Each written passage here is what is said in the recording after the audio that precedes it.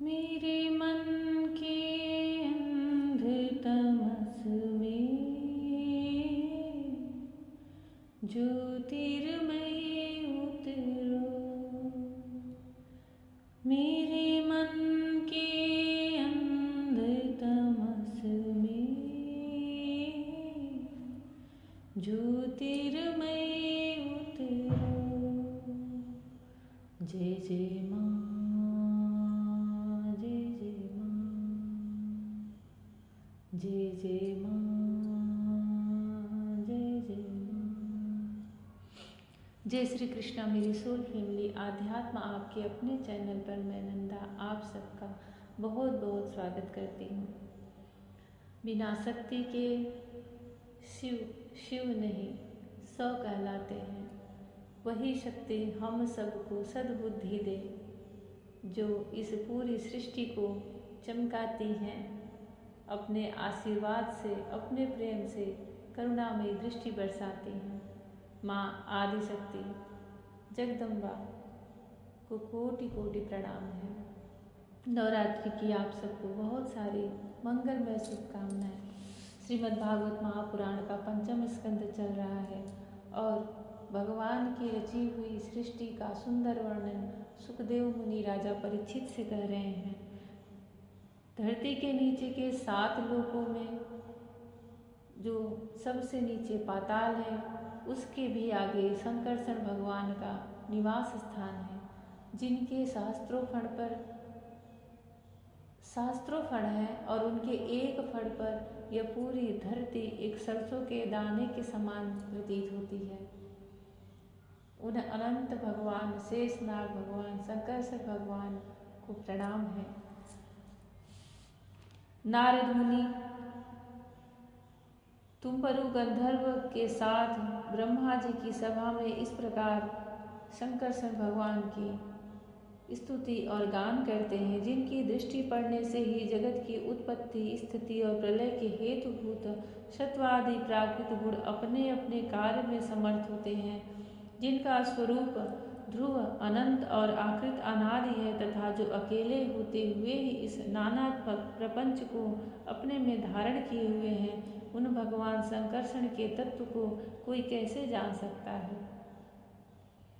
जिनमें यह कार्य कारण रूप सारा प्रपंच भास रहा है तथा अपने निजजनों का चित्त आकर्षित करने के लिए की हुई जिनकी वीरतापूर्ण लीलाओं को परम पराक्रमी सिंह ने आदर्श मानकर अपनाया है, उन उदार वीर शंकरषण भगवान ने हम पर बड़ी कृपा करके यह विशुद्ध सत्वमय स्वरूप धारण किया है।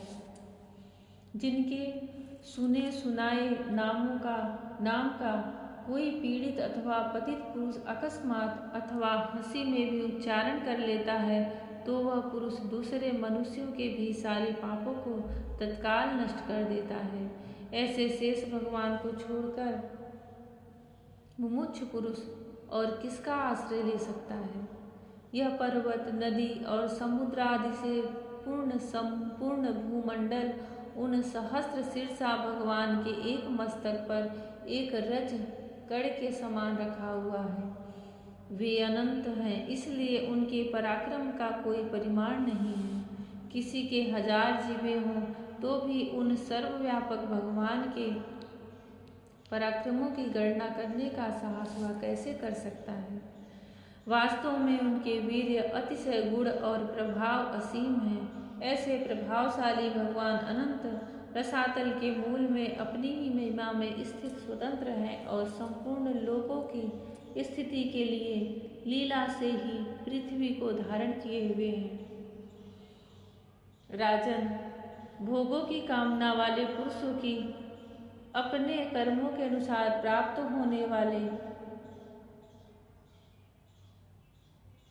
होने वाली भगवान की रची हुई ये ही गतियाँ हैं। इन्हें जिस प्रकार मैंने गुरुमुख से सुना था उसी प्रकार तुम्हें सुना दिया। मनुष्य को प्रवृत्ति रूप धर्म के परिणाम में प्राप्त होने वाली जो परस्पर विलक्षण ऊंची नीची गतियाँ हैं, वे इतनी ही हैं। इन्हें तुम्हारे प्रश्न के अनुसार मैंने तुम्हें सुना दिया। अब बताओ और क्या सुनाऊं। हम लोग जो भी कर्म करते हैं उन कर्म के अनुसार जो हमें भोग प्राप्त होते हैं, जो ऊंचे नीचे लोक प्राप्त होते हैं, वह इतने ही हैं।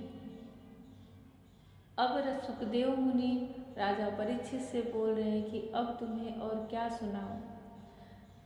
अब यहाँ से शुरू होता है 26 नर्क का वर्णन, जो कि बड़ा ही भयानक, बड़ा ही डरावना है। संसार में कोई भी मनुष्य ऐसा नहीं है जिससे पाप न हुआ हो, और हमें अपने हर कर्मों की सजा मिलती ही है, हमें भोगना ही पड़ता है। पर सबसे पुण्यदायी भगवान श्री हरि का नाम है। आप कुछ भी कर लो, पर भगवान का नाम आपकी जिह्वा से, आपके हृदय से निरंतर चल रहा है, तो आपको कभी भी कोई पाप स्पर्श भी नहीं कर सकता। गलती से कभी, पहले तो आपसे पाप होगा ही नहीं, पर गलती से अगर हो भी गया तो भगवान उसे नष्ट कर देते हैं। उन पापों को श्री हरि का नाम तत्काल नष्ट कर देता है, भस्म कर देता है।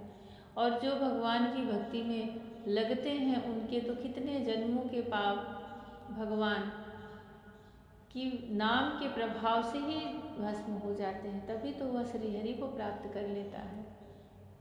पाप भी पुण्य भी कुछ भी साथ रह गया तो हमें अगला जन्म मिलना तय है।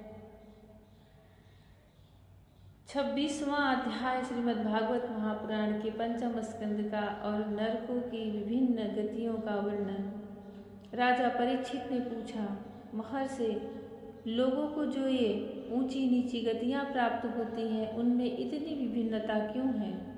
श्री सुखदेव जी ने कहा, राजन, कर्म करने वाले पुरुष सात्विक, राजस और तामस 3 प्रकार के होते हैं तथा उनकी श्रद्धाओं में भी भेद रहता है।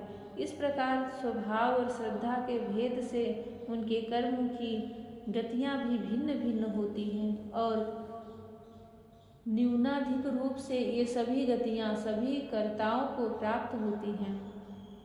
इसी प्रकार निषिद्ध कर्म रूप पाप करने वाले को भी उनकी श्रद्धा की असमानता के कारण समान फल नहीं मिलता। अतः अनादि अविद्या के वशीभूत होकर कामना पूर्वक किए हुए उन निषिद्ध कर्मों के परिणाम में जो हजारों तरह की नारकी गतियां होती हैं, उनका विस्तार से वर्णन करेंगे।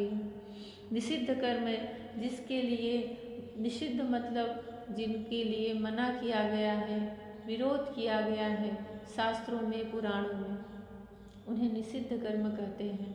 और जो उन्हें करते हैं उनको, उनमें भी निषिद्ध कर्मों को करते समय भी उनकी मन की जैसी भाव होते हैं, वैसे उनको नरक की प्राप्ति होती है। राजा परीक्षित ने पूछा, भगवान, आप जिनका वर्णन करना चाहते हैं वे नरक इसी पृथ्वी के कोई देश विशेष हैं अथवा त्रिलोकी से बाहर या इसके भीतर किस जगह है?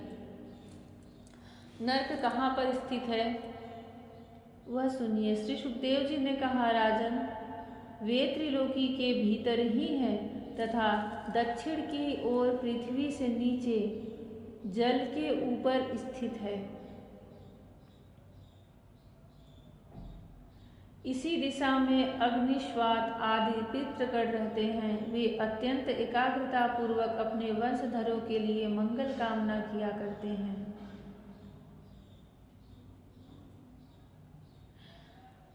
उस नरक लोक में सूर्य के पुत्र पितृराज भगवान यम अपने सेवकों के सहित रहते हैं तथा भगवान की आज्ञा का उल्लंघन न करते हुए अपने दूतों द्वारा वहां लाए हुए मृत प्राणियों को उनके दुष्कर्मों के अनुसार पाप का फल दंड देते हैं।